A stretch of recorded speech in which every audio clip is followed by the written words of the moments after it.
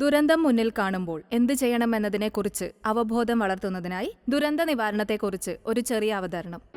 അപകടം നിങ്ങളെ എപ്പോഴും തേടിവരാം. ഉരുൾപൊട്ടൽ, പ്രളയം എന്നീ പ്രകൃതി ദുരന്തങ്ങൾ നമ്മുടെ നാട്ടിൽ വർദ്ധിച്ചു വരികയാണ്.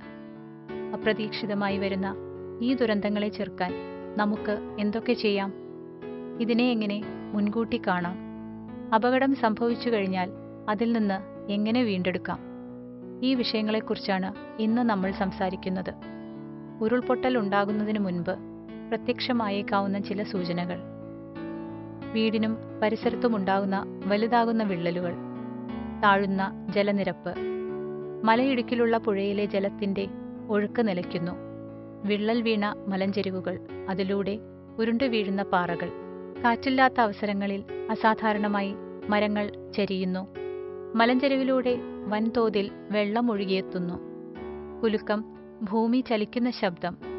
കനത്ത മഴയ്ക്ക് ശേഷം ഇങ്ങനെ എന്തെങ്കിലും നിങ്ങളുടെ ശ്രദ്ധയിൽപ്പെട്ടാൽ അവിടെ നിന്ന് എത്രയും പെട്ടെന്ന് മാറിയിട്ട് മാതാപിതാക്കളെയോ മുതിർന്നവരെയോ അധികൃതരെയോ അറിയിക്കുക. എപ്പോഴും ഇങ്ങനെ സൂചനകൾ ഉണ്ടാവുകയുമില്ല. ഒരു മുന്നറിയിപ്പുമില്ലാതെ അപകടം നമ്മെ തേടി വരാം.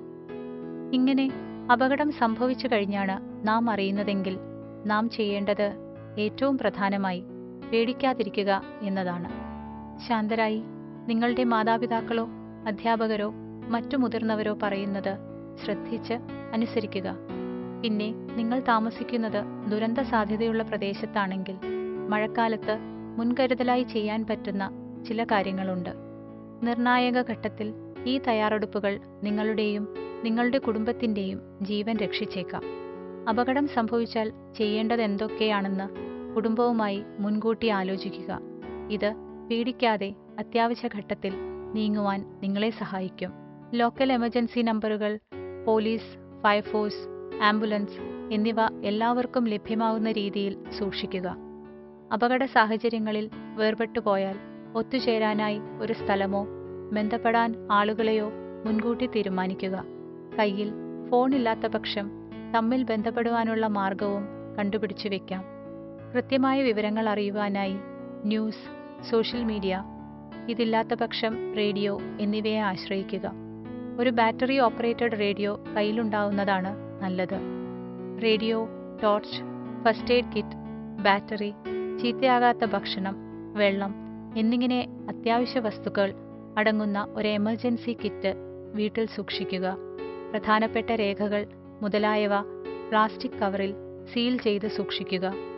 ഈ തയ്യാറെടുപ്പുകൾ നിർണായക ഘട്ടത്തിൽ നിങ്ങളെ സഹായിച്ചേക്കാം.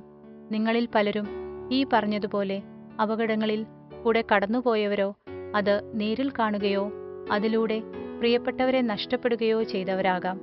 ആ സംഭവത്തിന് ശേഷം നിങ്ങൾക്ക് താങ്ങാനാവാത്ത ഇമോഷൻസ് നിങ്ങളെ ബാധിക്കുന്നുണ്ടാകാം.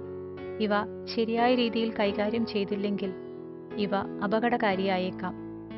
ഈ ഇമോഷൻസ് എങ്ങനെ ഹാൻഡിൽ ചെയ്യാം? നിങ്ങൾ അനുഭവിക്കുന്ന ഇമോഷൻസ് എന്താണെന്ന് വ്യക്തമായി മനസ്സിലാക്കുക.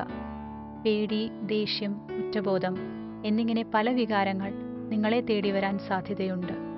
അത് കൃത്യമായി നിർവചിക്കുന്നതിൽ നിന്നും നിങ്ങൾ അതിൽ നിന്നും കരകയറാൻ തുടങ്ങുന്നു. ഒരിക്കലും സ്വയം കുറ്റപ്പെടുത്തരുത്. നിങ്ങൾ ചെയ്തതോ ചെയ്യാത്തതോ ആയ കാര്യങ്ങളെ ഓർത്ത് സ്വയം കുറ്റപ്പെടുത്തുന്നതിൽ ഒരു കാര്യവുമില്ല. അതിനെ അതിജീവിച്ച് മുന്നോട്ട് ഒരു നല്ല ജീവിതം നയിക്കുക എന്നതാണ് നിങ്ങൾക്ക് ചെയ്യാൻ പറ്റുന്ന ഏറ്റവും ഫലപ്രദമായ കാര്യം. ഇനി ഈ വികാരങ്ങൾ നിങ്ങൾക്ക് ഒരു രീതിയിലും കൈകാര്യം ചെയ്യാൻ കഴിയുന്നില്ല എന്നാണെങ്കിൽ ഒട്ടും മടിക്കാതെ സഹായം തേടൂ. മാതാപിതാക്കൾ, അധ്യാപകർ, സ്കൂൾ കൗൺസിലേഴ്സ് എന്നിങ്ങനെ നിങ്ങൾക്ക് ചുറ്റുമുള്ള ആളുകൾ നിങ്ങൾക്ക് നേർവഴി കാണിച്ചു തരും. നിങ്ങളെപ്പോലെ തന്നെ ബുദ്ധിമുട്ടുന്ന കൂട്ടുകാർ ഉണ്ടാകാം നിങ്ങൾക്ക് ചുറ്റും. അവരെ കൂടെ ചേർത്ത് പിടിച്ച് അന്യോന്യം പിന്തുണയാവുക. അവർക്കും സഹായം ആവശ്യമെങ്കിൽ അത് തേടുവാൻ അവരെ സഹായിക്കുക. ഒരിക്കലും മറക്കരുത്, എന്ത് അപകടം നേരിട്ടാലും നിങ്ങൾക്കൊപ്പം അതിനെ നേരിടാൻ നിങ്ങളെ സ്നേഹിക്കുന്ന ഒരുപാട് ആളുകൾ നിങ്ങളുടെ ചുറ്റുമുണ്ട്. ഒരുമിച്ച് നമുക്ക് നേരിടാൻ പറ്റാത്തതായി ഒന്നുമില്ല.